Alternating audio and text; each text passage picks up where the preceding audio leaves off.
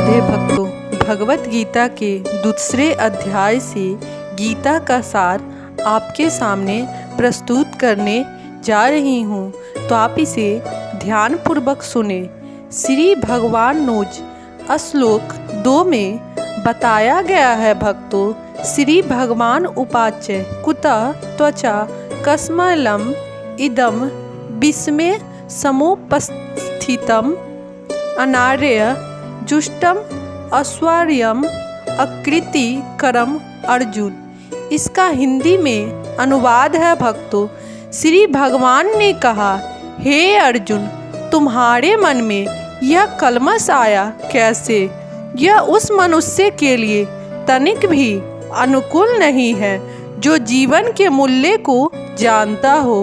इससे उच्च लोक की नहीं अपितु अपस्य की प्राप्ति होती है। इस श्लोक का विस्तार में अध्ययन हुआ है भक्तों। श्री कृष्ण तथा भगवान अभिन्न हैं, इसीलिए श्री कृष्ण को संपूर्ण गीता में भगवान ही कहा गया है। भगवान परम सत्य की प्रकाष्ठा है। परम सत्य का बोध ज्ञान की 3 अवस्थाओं में होता है।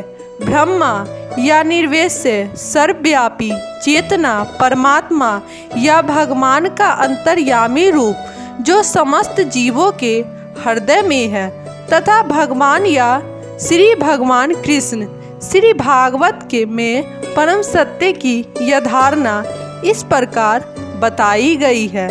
परम सत्य का ज्ञान परम सत्य का अनुभव ज्ञान की 3 अवस्थाओं में करता है, और ये सब अवस्थाएं एक रूप है।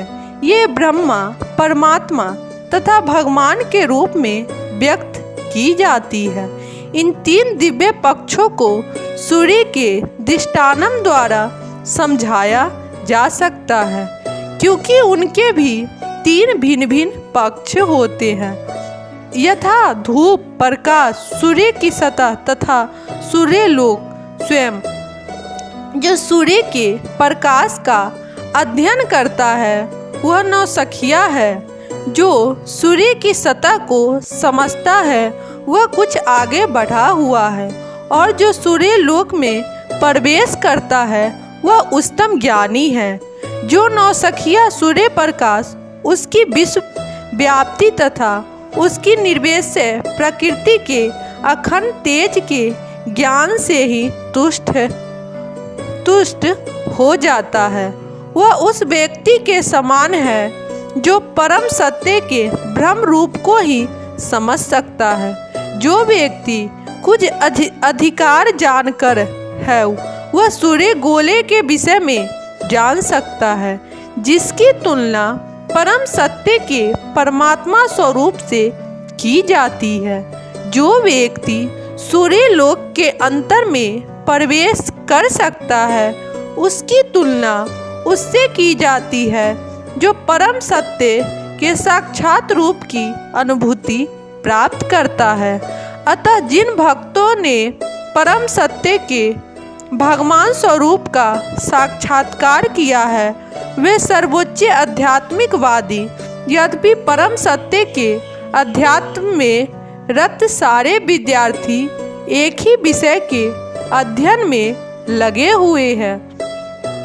सूर्य का प्रकाश, सूर्य का गोला तथा सूर्य लोक की भीतरी बातें, इन तीनों को एक दूसरे से विलग्न नहीं किया जा सकता। फिर भी तीनों अवस्थाओं के अध्येता एक ही श्रेय के नहीं होते। संस्कृत शब्द भगवान की व्याख्या वासुदेव के पिता पराशर मुनि ने की है।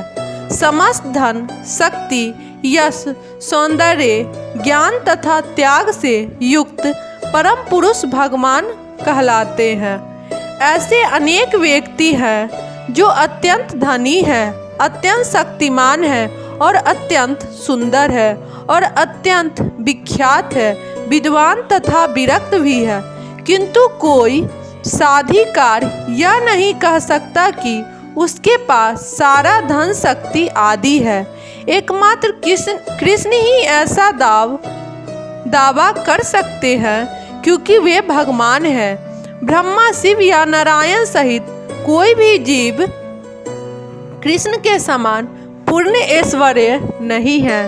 अतः ब्रह्म संहिता में स्वयं ब्रह्मचारी का निर्णय है। श्री कृष्ण स्वयं भगवान है, ना तो कोई उनके तुल्य है न उनसे बढ़कर है। वे आदि स्वामी या भगवान हैं, गोविंद रूप में जाने जाते हैं और समस्त कारणों के परम कारण हैं। ऐसे अनेक पुरुष हैं जो भगवान के गुणों से युक्त है, किंतु कृष्ण परम है, क्योंकि उससे बढ़कर कोई नहीं है। परम पुरुष है और उनका शरीर सच्चिदानंद है। वे आदि भगवान गोविंद है और समस्त कारणों के कारण है।